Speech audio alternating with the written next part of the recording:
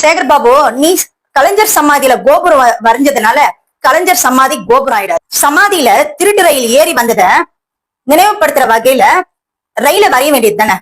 அவரு அப்படி நீ கோபுரத்தை வரையறதுக்கு பதில் ரயில வரைஞ்சிருந்தனா கலைஞர் ரொம்ப சந்தோஷப்பட்டிருப்பாரு. ஏன்னா யாருமா நீங்க அமைச்சர் சேகர் பாபுவை முடிச்சு விட்டதும் இல்லாம நம்ம கலைஞர் அவர்களையும் சேர்த்து முடிச்சு விட்டீங்க. போங்க, கண்டிப்பா இந்த வீடியோ பார்த்துட்டு மறக்காம ஒரு ஷேர் பண்ணிடுங்க. தைரியமா பேசிருக்காங்க, வேற லெவல் பேச்சு.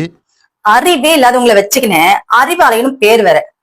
இதுல அறிவாலய கொத்தடிமை நம்பர் 1 யார் என்ற போட்டி வேற. சேகர் பாபு, நான் கேக்குறேன், உனக்கு மறைந்த முன்னாள் முதலமைச்சர் கலைஞர் மேல அவ்வளவு பக்தினா உன் வீட்டு பூஜரையில அவரோட போட்டோ வச்சு தினம் தினம் கும்பிடு, சரியா? தேவையில்லாம இந்துக்களோட உணர்வையும் இந்து மதத்தையும் கொச்சப்படுத்துற வேலை வச்சுக்காத. இந்துக்களாகிய நம்ம உணர்வு இல்லாம ஒற்றுமை இல்லாம இருந்தா பிணம் தின்னும் பேய்கள் வந்து சாஸ்திரங்கள் ஓதும். சேகர் பாபு, நீ கலைஞர் சமாதியில கோபுரம் வரைஞ்சதுனால கலைஞர் சமாதி கோபுரம் ஆயிடாது. கலைஞர் கடவுள் ஆயிட முடியாது, சரியா? இதெல்லாம் வந்து அழிவுக்கு அறிகுறி. சமாதியில திருட்டு ரயில் ஏறி வந்தத நினைவுபடுத்துற வகையில ரயில வரைய வேண்டியது தானே.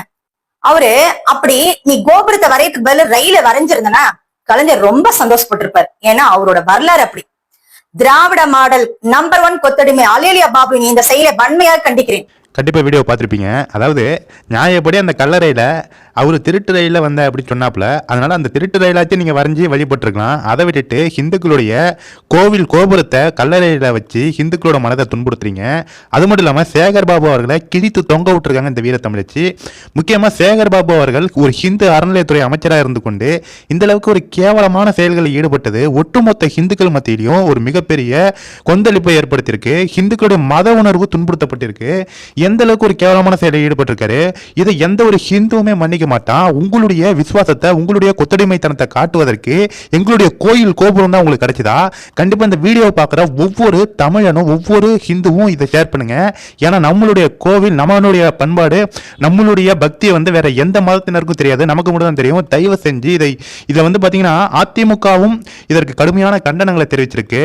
திமுக எந்த அளவுக்கு ஹிந்து மத எதிர்ப்பை கொண்டிருக்கு. இப்ப சமீபத்தை கூட அமைச்சர் பொன்முடி அவர்கள் சைவ வைணவ பத்தி ரொம்ப கொச்சையா பெண்களோட ஒப்பிட்டு ஒரு பேட்டியில பேசியிருப்பாரு.